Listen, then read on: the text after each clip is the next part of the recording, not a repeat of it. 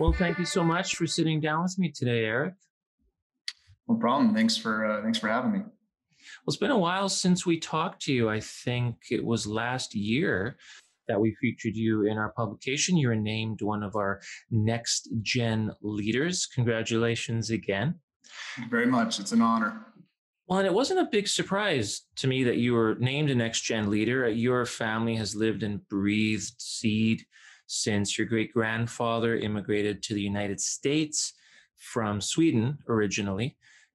Tell me that story and how that family history influenced you while you were growing up. Well, I guess the story begins with my great grandfather coming here from Sweden, working on the East Coast in for a vegetable company, and then moving to Washington State, where my family resides to this day. At least my extended family. I'm in California now. But started a company there, mostly on the production side. Of course, back in the day, you had your selections of different open pollinated material that you sold as well. So that went to my grandfather and great uncle and the next generation, and then passed on to my father. And back in the '80s, started breeding more. So with that company that eventually sold to Cicada Seeds, and some of that material still exists today. So growing up in that, my first job, I guess official job, was roguing spinach seed crops. So basically taking off types out of spinach seed. So you could say that from the day I first started working, I've been working in seed, and that's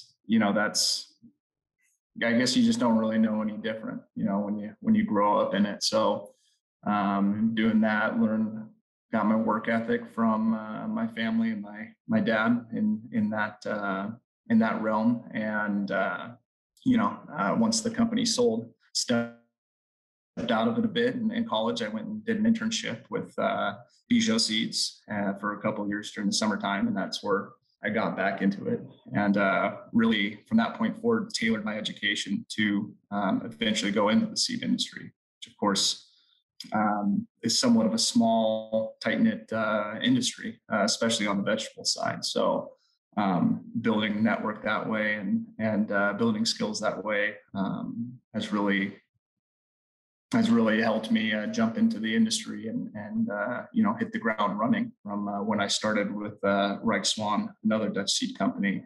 Started working about 6 years ago. So in short, that's the story. Can fill in some of the gaps around the edges if you'd like, but that more or less is from the start to the end where we are right now. Well, taking you back in time a little bit, after high school, you studied crop science and agribusiness at Washington State University, which I Yes. know that's where you originally caught the bug for research. And I know it can be hard to remember specific moments like this, but do you remember that moment where you first caught that bug, or maybe what the situation was? Do you have any memories of that, of that moment where you did something there that you thought, oh wow, this really speaks to me. I think I might like to dedicate my life to this. Yeah, I think it's I grew up on the commercial side of things, really. So it was more or less foreign to me, the research side. So I remember one of my teachers, ironically, when you say bug, an entomology teacher approaching me and saying, "Hey, we have this undergraduate research position open.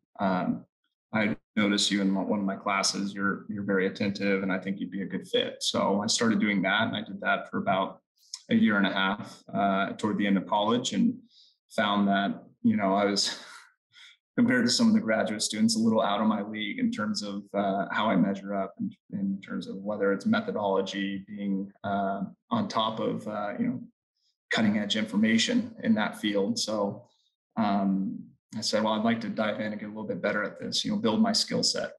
I think the idea for me was to eventually build a skill set to go into more of a commercial position, be a more technical commercial person. So I started building the again, tailoring my education, even on the research side, to really try to pull together some of the basic elements of research and bring that to the applied side, and then eventually on the applied side know how things work on the commercial side. So I've found that's very beneficial when you go to talk to growers and you know what you're talking about. You know, from point A to point B, how we got to a certain resistance, or even certain seed testing protocols or things like that. So I first was approached, and that's how I first stepped into the research side. And I noticed, hey, there's really something here. There's something that I can bring to the market, even from the basic or the research side. You can really bring a lot to the market when you know how things work in the background. Well, and you work primarily in spinach. Was that a job that you fell into, or did you purposely want to work with that particular crop? Well, I fell into, I guess could be considered pejorative, but yeah, I more or less, it's something that popped up. You know, my family had been working in spinach since since the 50s, 40s, 50s with spinach. So I knew the crop from a production standpoint. On the commercial side, a little bit less, but I did my graduate school and graduate research on carrots, but I happened to work with a researcher, Lindsay Dutoy, who is one of the best in the world when it comes to spinach seed pathology. So I had exposure to it to some degree. I would say that I kind of fell into it, but it was a happy accident. It really meshed well with A, my interests, and B, my skill set. So. Well, and in some ways, life really is a series of happy accidents, right? And so that's always a good thing. You also have a love for red radish, though, not just spinach, but red radish as well. And that's not really a vegetable that we talk a lot about in the pages of Seed World. You don't really hear people talk about it too much. Why red radish specifically? It's very ephemeral, so quick crop. It's gratifying. Someone maybe with a short attention span like myself, you plant it and you come back a few weeks later and you're ready to go. A lot of environmental factors go into how varieties perform, how certain genetics perform, and you really have to pick You have to pick carefully, the genetics you push forward and what you want to push forward, because you can find a radish that performs well on this small micro environment, and if you make your decisions that way, you can be in trouble because you take it to the next farm down the road and it won't look the same. So trying to find that diamond in the rough is really exaggerated in radish because of the extreme environmental influence on the radish variety. So I find that to be the two reasons, the real, say, genetic by environment interaction in radish, and the quick turnaround kind of favors my short attention span, so to say. But yeah, I've been, it's also a vegetable that's consumed worldwide, and it's an incredibly diverse vegetable. So we think about radish, we think about red round radish, but you go to Asia and you have these big daikon, big white radishes, and all sorts of colored radishes over there as well. So there's a lot to draw from, a lot of innovation you can make in that realm. So I'm excited about our program specifically, and some of the new innovations coming down the pipeline. So it's a little bit of everything, I guess. Not a specific answer, but anyway, it suits my diversity of interests, I suppose. Well, and speaking of what's coming down the pipeline, what is coming down the pipeline at Reich Swan in terms of new varieties that particularly excite you? Well, and we have new varieties in every segment that I work with on every crop that I wouldn't be doing my job if I wasn't excited about. So Radish, particularly on the program of Radish, we've been very dominant on forcing indoor and European type radishes, which typically are smaller, called a berry or root, but for bunching. A lot of them are indoor traditionally. The American radish is typically bigger, really American, rough, big, needs to process and needs to stand up to different extreme environments. So that's the difference. We're currently working on our American assortment. That and disease resistances are a big deal here, and some of the major production regions working on increased disease resistances to things like rhizoctonia.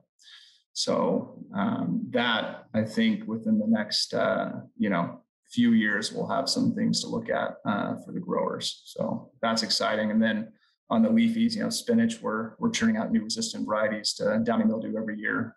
Innovations like leaf spot resistance and fusarium resistance, all that stuff is continually churning out from the program.